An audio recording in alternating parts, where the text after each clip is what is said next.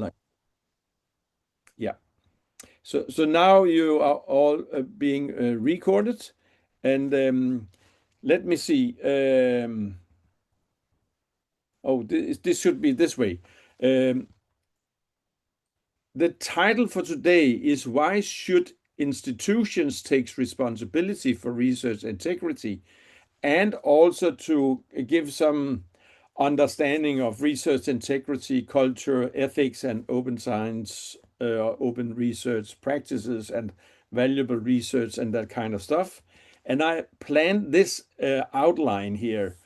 What is really the problems in science that make us think about research integrity or research culture?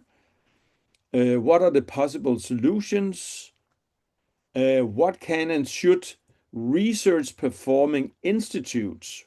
I mean, in that way, we can include Højskoler, we can include universities, we can include private research units, all kinds of research activities by having the institutions who are dealing with research, doing research, publishing research, and stuff like that. And then I have some final take-home lesson and some key questions I think we maybe could have a little time for us to discuss today and maybe even later. So let's look into the problems in science. What are we talking about when we are talking about problems in science? And I made a more or less random selection of problems that have been discussed a lot lately or over the last years, like, for example, the replication crisis, where you have one study who had made a statement or conclusion, and later studies doing exactly the same were not able to repeat the findings. We have also an increase in retraction of published papers, and it can be an indication of that we have an increasing problem, but it could also be that we have an increasing awareness of possible problems in science.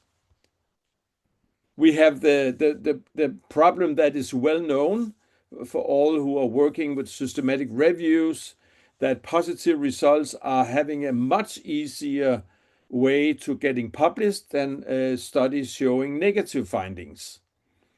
And that's actually a very problematic. A classic example is an evaluation of studies being prepared in Germany, and then they made a division. All the studies that were published in English language journals compared to all the studies compared in German language journals. And there was a huge, significant difference in the number of negative findings in the German language publications compared to the more international, meaning the English language journals, just as an example. Then we have the problem that even though we all are aware of the importance of systematic reviews or evidence synthesis, we will have the problem of both flawed and fake trials included in such evidence synthesis. And then we have, back in 2009, Ian Chalmers and Paul Glasziou published a study where they were talking about research waste, and this paper led to a huge author group preparing a series of papers in Lancet in January 2014 about avoidable research waste. And I think maybe if you remember it, there was suggesting that maybe up to 85% of medical research were more or less, you know, performing avoidable research waste. We should not go into detail, but you can see in this series in the Lancet in January 2014, they had made 5 different groups of possible reasons for research waste, and that's for another time. We also have the situation that misconduct or maybe even questionable research practice undermine public trust in science, which in the situation we have today worldwide is not a very good thing. We really need to be sure that what we are stating and publishing in science really are of value and make sense to those who will go to use it.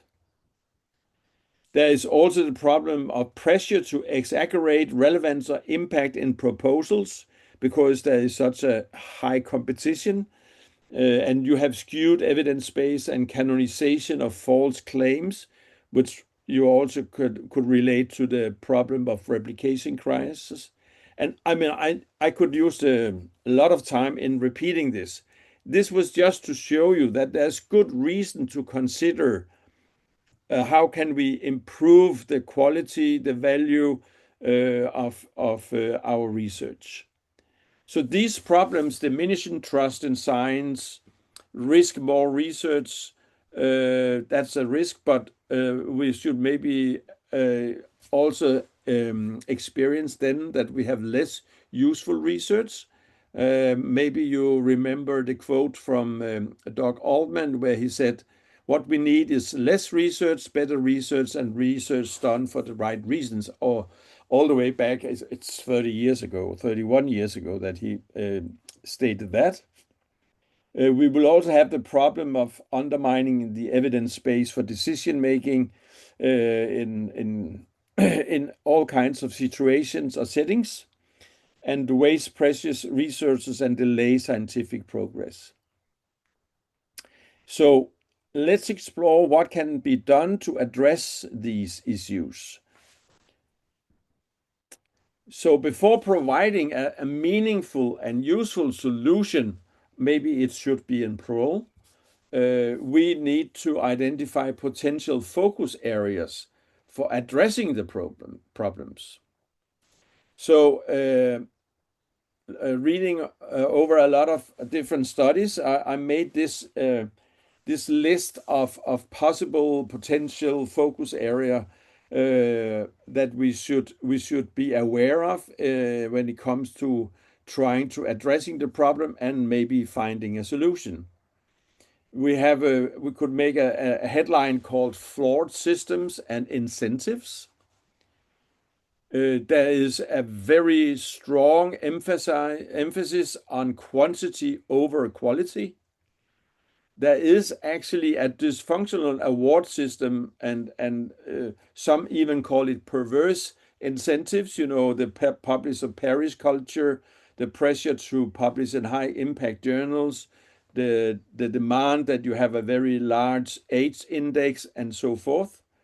There is an excessive competition that when you are looking at the quantity, meaning the number of studies, the number of citation, then people are not taking the necessary time for making high quality research.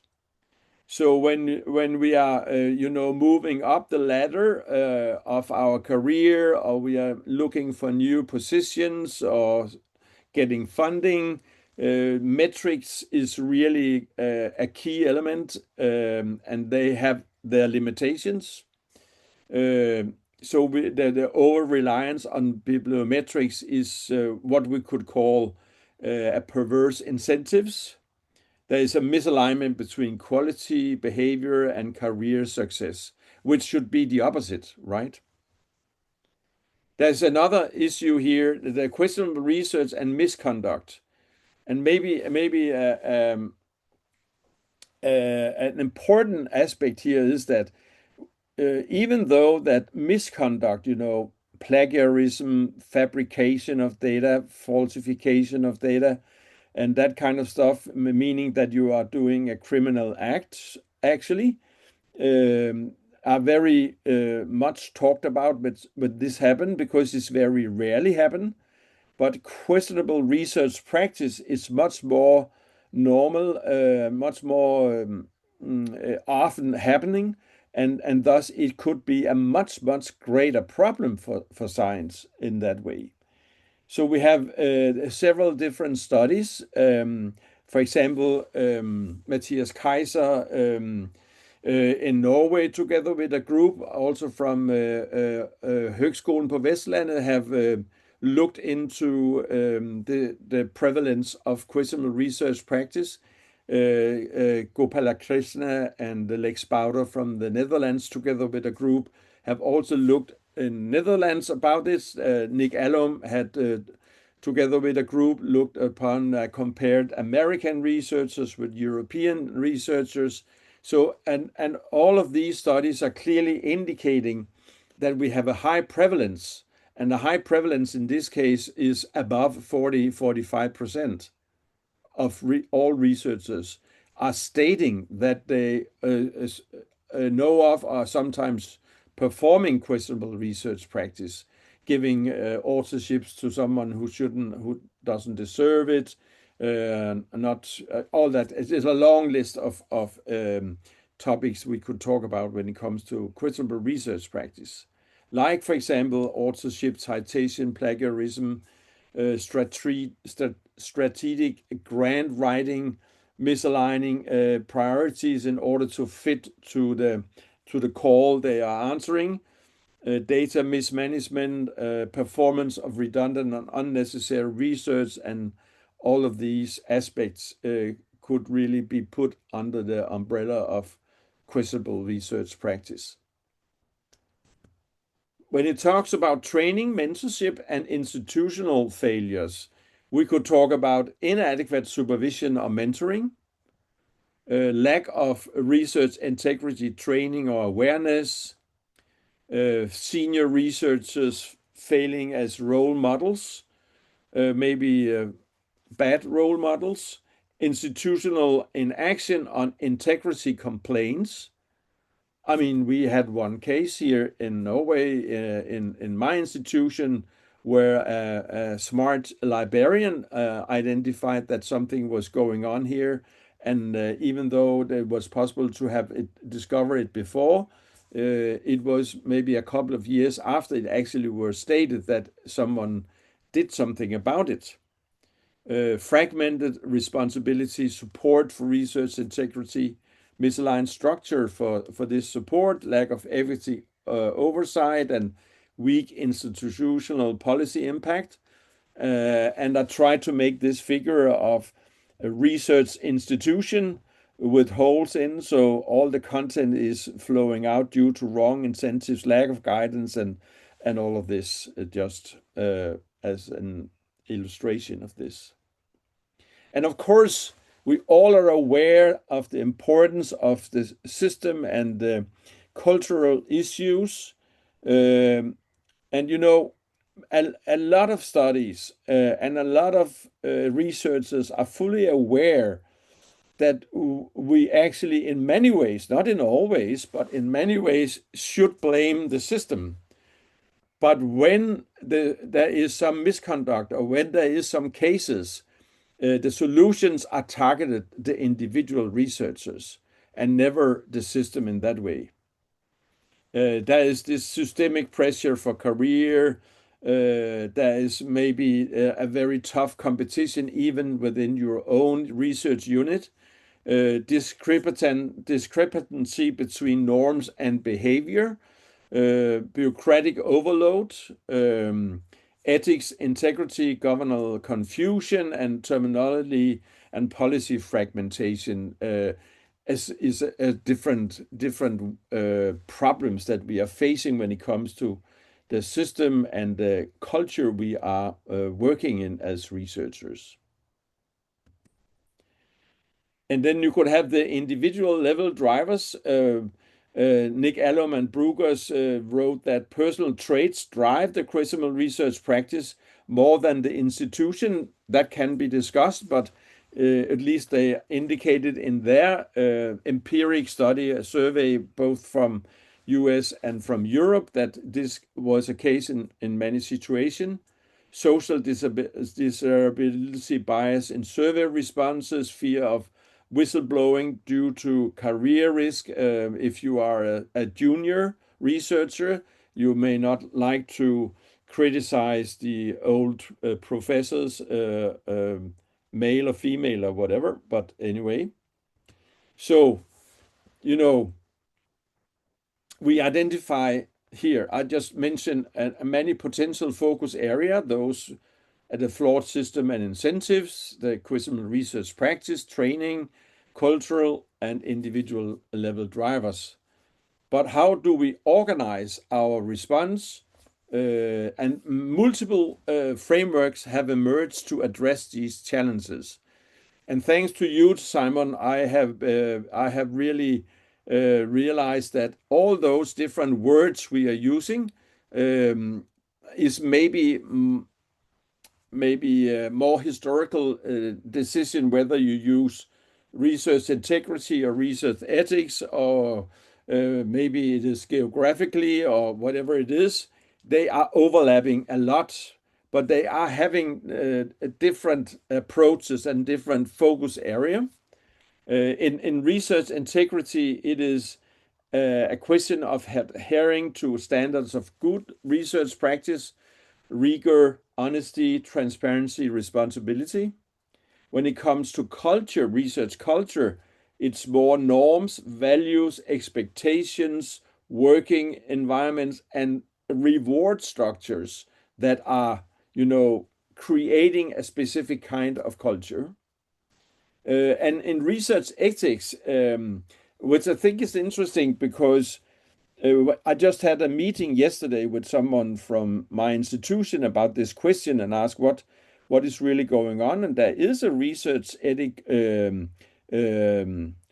committee for the entire high school about research ethics. But what they primarily are focusing on, which is good, there's nothing bad in that, it is the risk for participants in research. The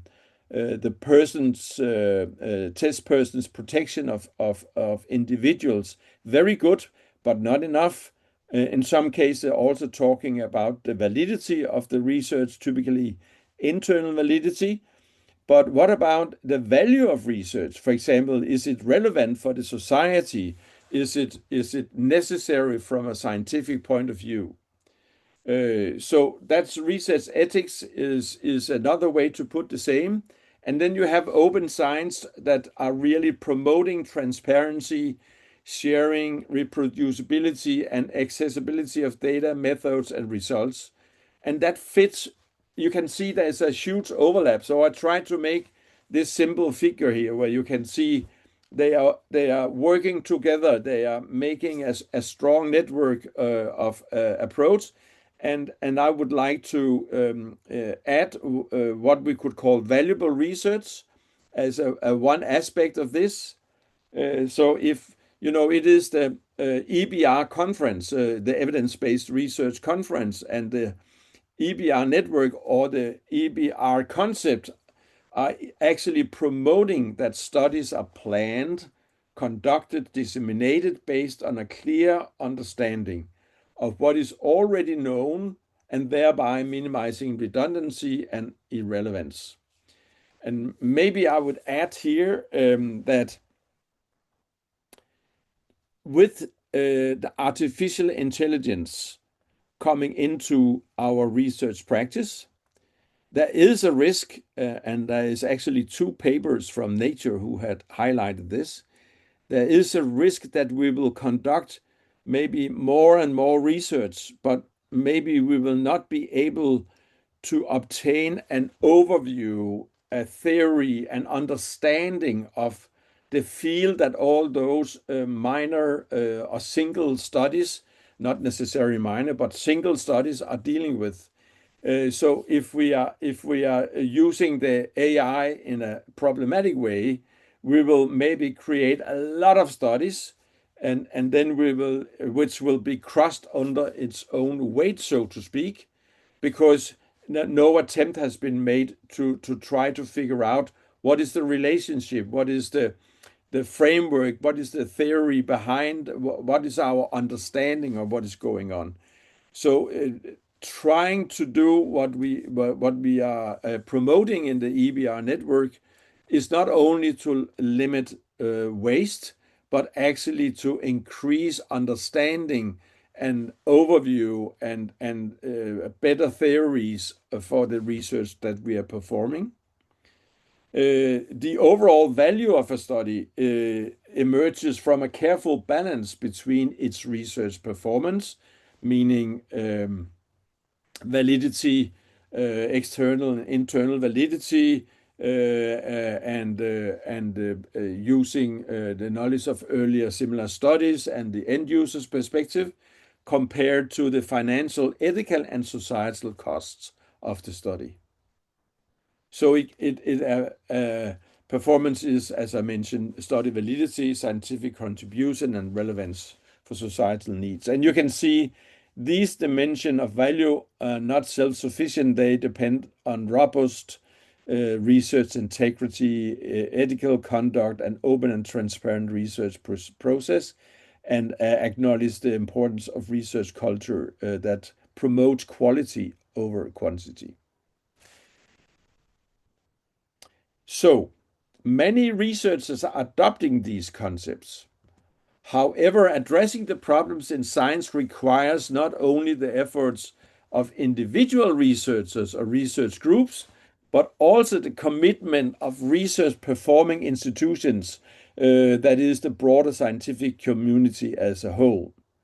So I think we need to look more carefully at the research performing institutions and not only thinking that the individual researchers is the one who had the responsibility alone.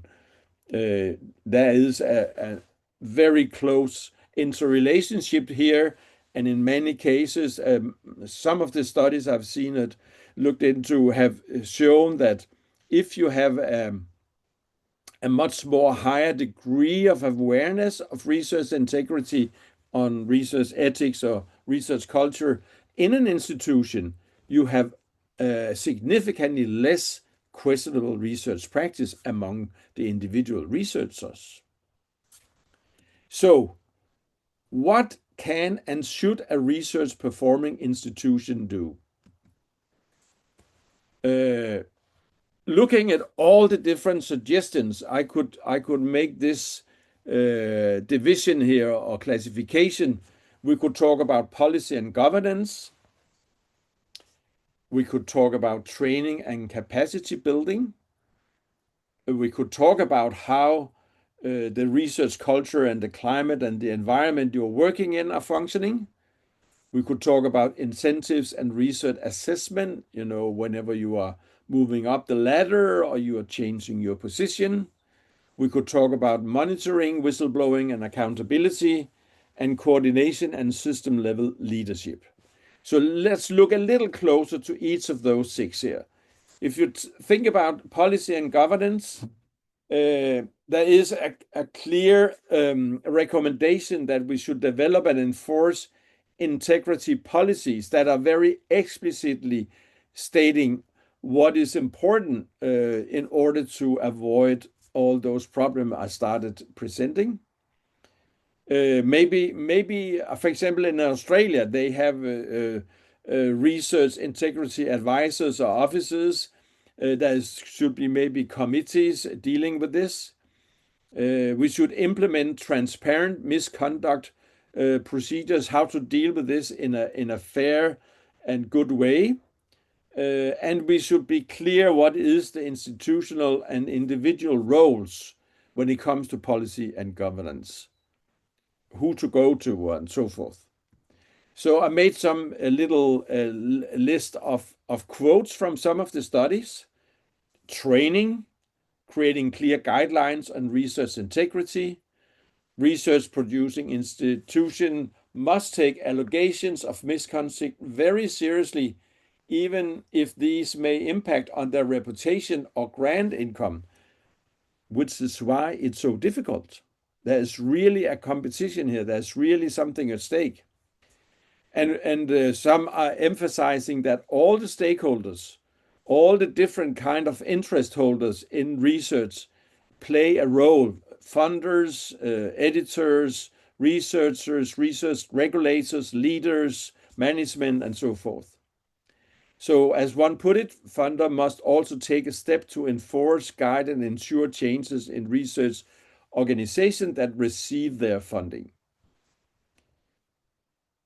If we look at training and capacity building, some studies clearly indicate that integrity training at all career stages. We need really to have mentor and supervisor need to support this kind of thinking. And we should have formal and informal training structures to help that. We look at different citations from some of the studies. Training should be available across all career levels, from undergraduate to senior research, and should cover all disciplines. Even at undergraduate and master level, said someone, there is not only training needed on research integrity for supervisors, but also specifically on how to supervise with integrity. Senior researchers have a vital responsibility to exemplify conduct, decision-making, and mentorship that truly puts research quality first.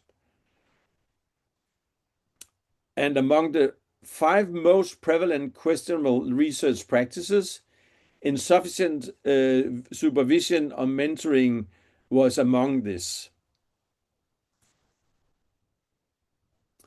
If you look at research culture and climate, the point is to foster collegial, inclusive, and safe environments, address bullying and harassment and hierarchy, and promote ethical leadership and role models. And some of the citations stated here that the more collegial and individuals' working environment is, the less individuals report engaging in questionable research practice.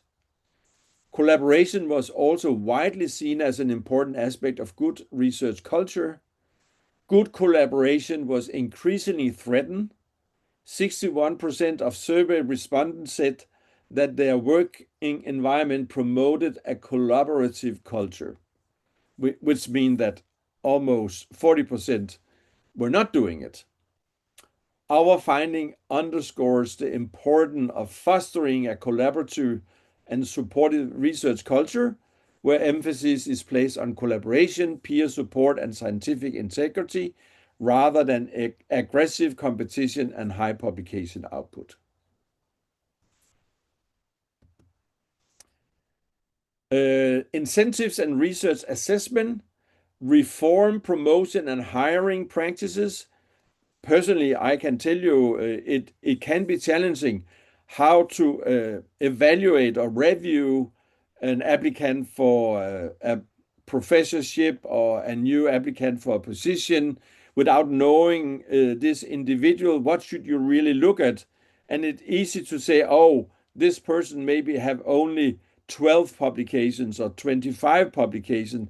And is that so simple to say this is not good and how to deal with that? That's very important.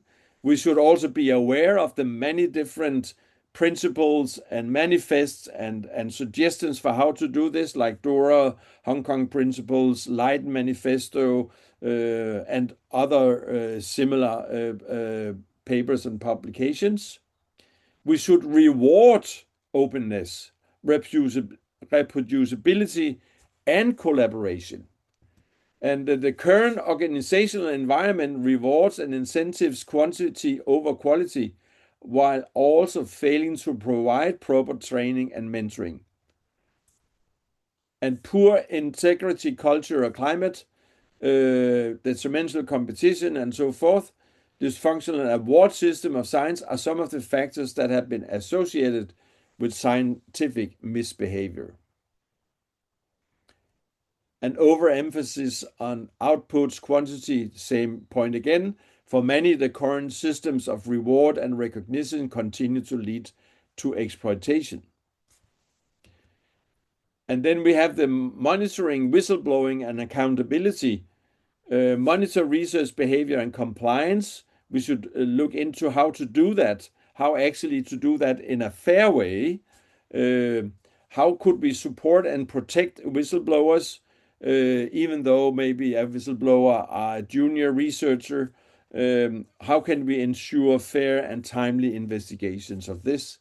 And some of the citation here states that research managers should ensure that reports on misconduct are properly dealt with and not discarded. University and research institutes are responsible for investigating integrity concerns and so forth. And then we have the coordination and system level leadership as the last part here. Collaborate across sectors and countries, lead systematic change in the research enterprise, and institutional responsibility in low and middle income countries. So, for example, we need to dig deeper in the spaces and responsibilities that link different actors and then build the foundation of our shared concept of excellence and integrity.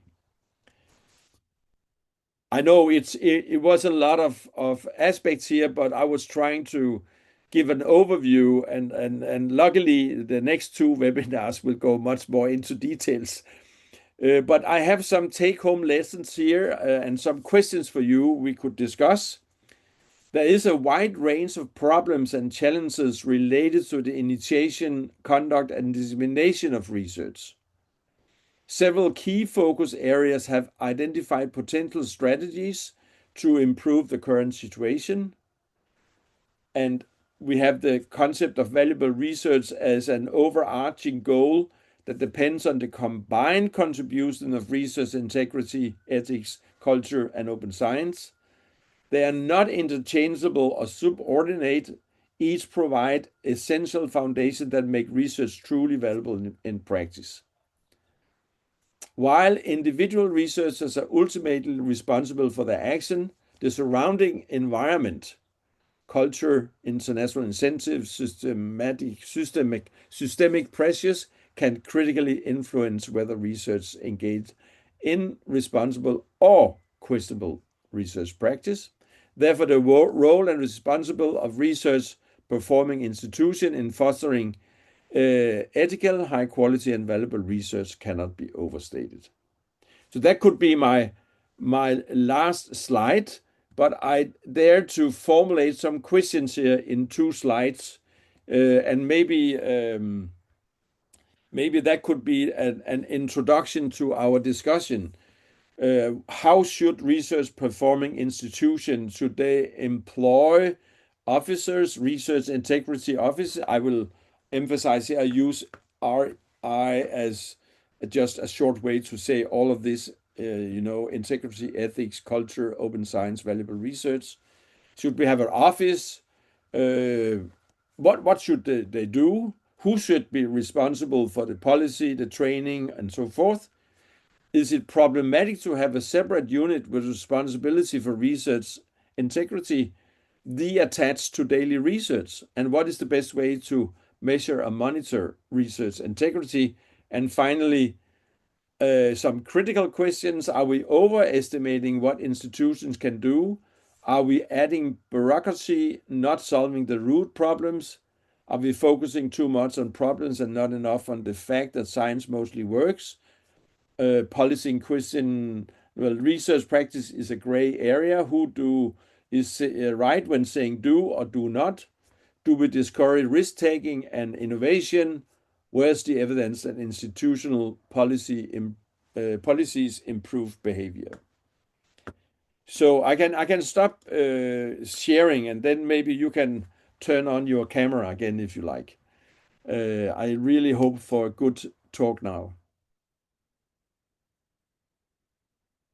Any comments or question? There was a lot of stuff, but I tried to give a full picture. If I don't know if that I managed that, but please. Sorry. I will suggest you use raise hand function, because then I can see who were first and who were second and who were third, and in that way. Simon? Yeah, no, hands are just thank you so much for that talk. It's very closely related to the topics that I speak to people about very frequently. So it's really nice to hear someone else's perspective on it. And also, I didn't catch which number slide it is, but I see so I use a picture of a circle which says ethics, integrity, and governance on it. Oh yeah, And I see you'd expanded that to add a fourth quadrant of open research. yeah. Open science or open research. Or Yes. open science, Yeah. which I find interesting because I've resisted doing that because I think open science is a result of having good governance, ethics, and integrity processes. And in a way, I feel almost embarrassed that we even need to talk about open science because I think it's so obvious that it Yeah. should be part of what we do. So I was just interesting. Do you explicitly think that open science is a thing we should be talking about, or do you think it's just part of what we should be doing, and thus anyone not doing open science just kind of isn't doing science? Well, I think if I honestly, I really like your question, Simon. Honestly, I think that all the topics, research culture, research ethics, research integrity, open science, and valuable research or value of research, they should, to me, they should be an integrated part of the way we are trained to be researchers. It should be an integrated part of how you are performing your research and what we are highlighting when we are meeting in conferences, when we are having PhD courses, when we are making collaboration for research projects. But what I try to show is that if you look at meta research, meaning research on how research is performed or how researchers are acting, it's showing that there is no awareness of neither open science nor integrity or ethics or the importance of culture. Of course, there is in one way or another, but it's not fully aware of it. So to me, the reason I put open science in there, even though I can follow you that there is some what comes before another aspect, is because many aspects of open science are not fully. I can't find the right English way to put it, but people are not fully aware of the importance of, for example, considering open access or sharing the data or be open about that they are the reviewer. They have, I many times get this question from the journal. If we are moving this paper to another place, would you then think that would you mind that we are mentioning your name as a reviewer? And I said, yes, of course, no problem. So in that way, I think yes. Yeah, I think I agree with you that it doesn't happen, but I think I'd view ethics, governance, and integrity as processes, whereas I'd view open science as a result of those progress processes working well. Um, but Yeah, I totally agree. We still need to emphasize it because yeah. people just don't do it yet, and we're not where we want to be with it. And Margrethe and Sophie, maybe.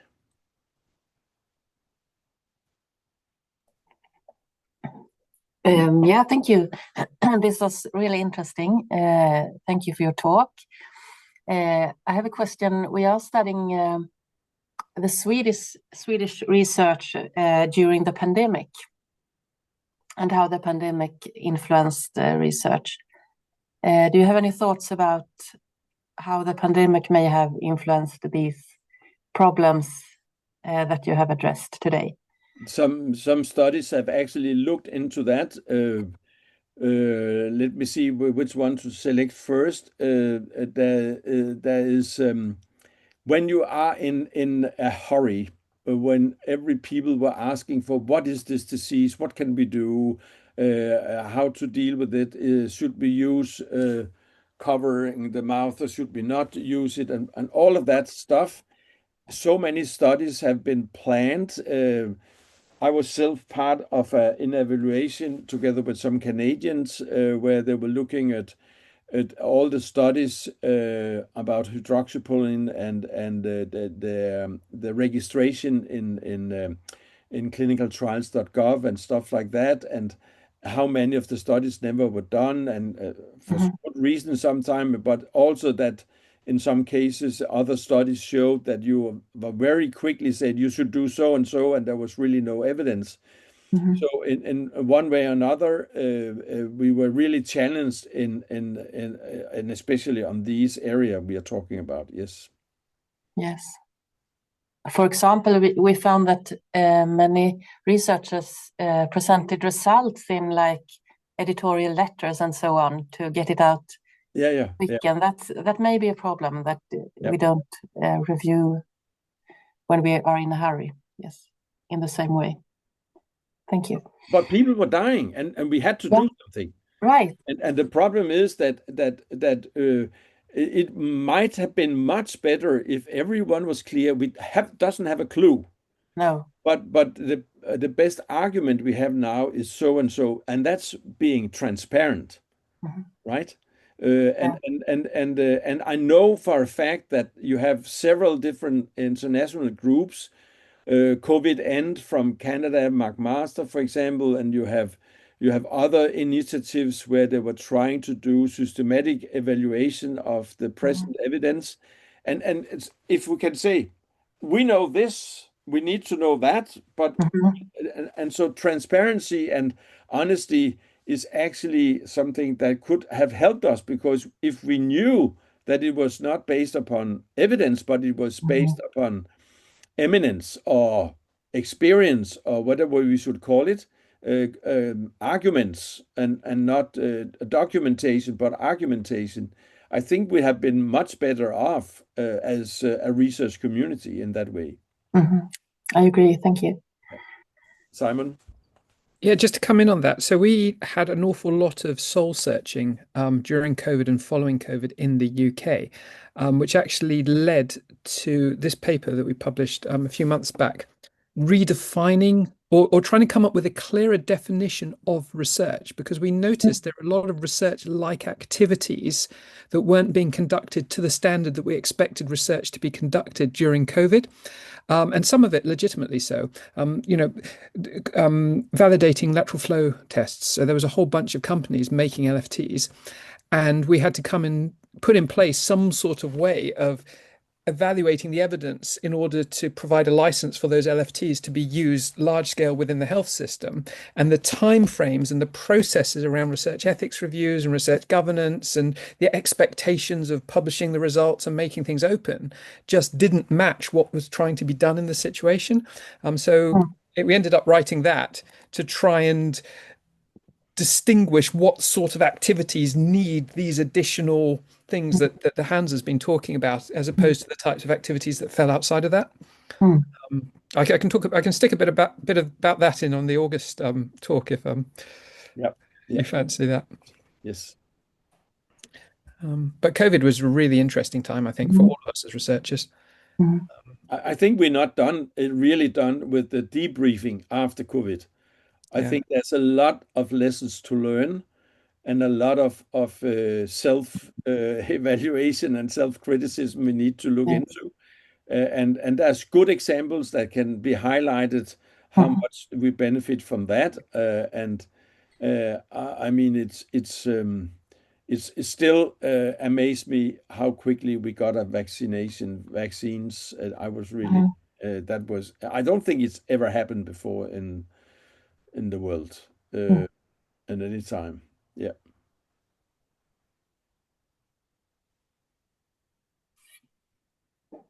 Any more comments? Alberto Silvanetti.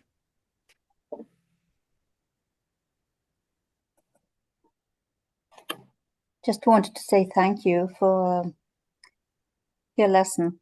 Very interesting. I am teaching undergraduate nursing students who are trying to search for the first science article, and they find a lot.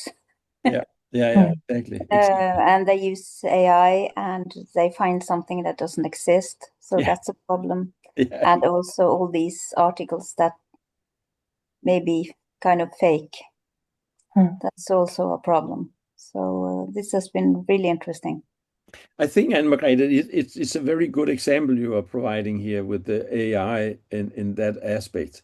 And based upon Simon's first question, I will combine that in the way and say, if we have understand the principles of research ethics and research integrity, and what we mean by valuable research, it will immediately be clear to everyone that you can't use AI in this way, you need to use it in that way.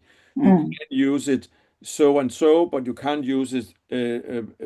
For example, I very quickly, for 2 years ago, when I started trying to use it, figure out that if I ask the AI to write something, I said, I give them some, it will be completely, not nonsense in any way, but it will not be good.